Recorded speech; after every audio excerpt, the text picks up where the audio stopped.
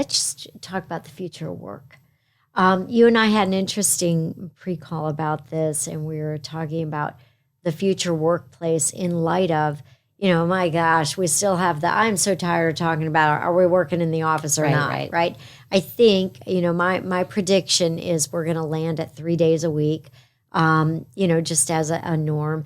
And let's say that it's something like that. But, just the future workplace, how people will engage with each other, how we look at development, the pros and cons of hybrid versus in-office work. I mean, what do you think? I think 3 days, maybe you're thinking something else, and how, just what we think that can look like. Yeah, so I think, first off, I don't think the genie can go back in the bottle. So we've all experienced the sort of, I'll call it the upside of working remotely. And so I think a hybrid situation is sort of where we will end. And I think depending on the industry and depending on what you do. So there are things that are very easily done from home.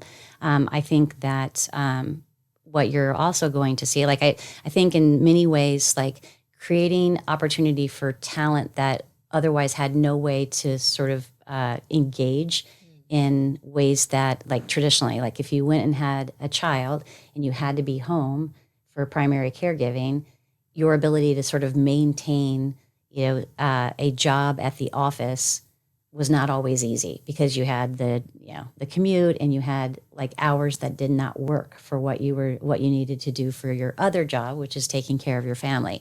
So, but there's so many talented women who are, had to leave the workforce because they are, starting their families. So it allows for both that population as well as, using and utilizing talent from all over the world. So now you have, it used to be that you were constrained with people who were in, proximity to your office for your pool of talent. So now the world is your oyster and you can choose anybody that you want. So those are some very positive things. And in certain applications and in certain jobs, that works very well. I think what is yet to be seen is there's no doubt that mentorship is done very differently, if at all, remotely. And so if you're in a job where it is very important to be present, to understudy, to see how it's done by people who have gone before you, that I don't think gets solved with remote work. I think you have a version of it, but it's certainly not as comprehensive. I think what you're going to find is that the people who are in office are looked to for promotions and are, given the opportunities because it just inherently makes sense. There are certainly companies that are 100% remote, so that probably levels the playing field. But I don't think in industries like our own and investing, there's no way you can pick up everything that there is to pick up, or that you'll do it at the same pace if you're not around the office and you're not listening to conversations and you're not sort of absorbing things through just osmosis. And so I think that is yet to be understood. But I do think that if I had to project and say, is there going to be more reward for being present and in the office?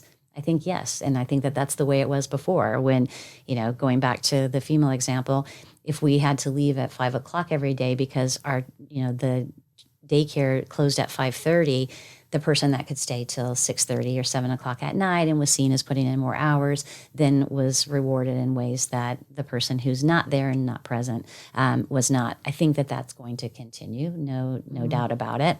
I think that it will definitely change or put more emphasis from a leadership perspective because, just personally speaking, there was so much that was done from walking around in the office, seeing people. You can tell just from their body language if their day's off, and you can ask them. I'm listening to conversations that sales is having and that marketing is having, and so you can connect dots in a way that is not really available to you as a CEO when you're remote. And so I think that this issue of it's always a core skill to be a really great communicator.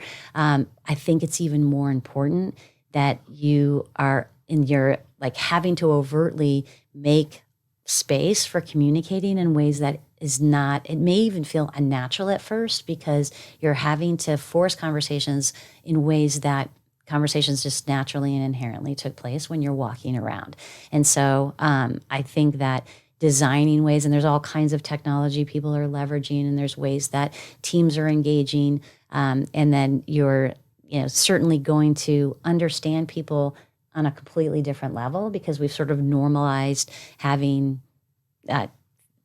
children come through and hop in your lap, or animals are like walking across your keyboard. And we know people's families better than we ever did. And we certainly know, we have a much better appreciation for sort of who they are as individuals. I think that in itself with the newest, up and coming generation is important. And so I think that the skills that you need for communication and being in leadership, regardless of what role, will continue to change. And it's the person that really figures out how do you stay in tune with your direct reports or the rest of your company in virtual ways that will be the most successful.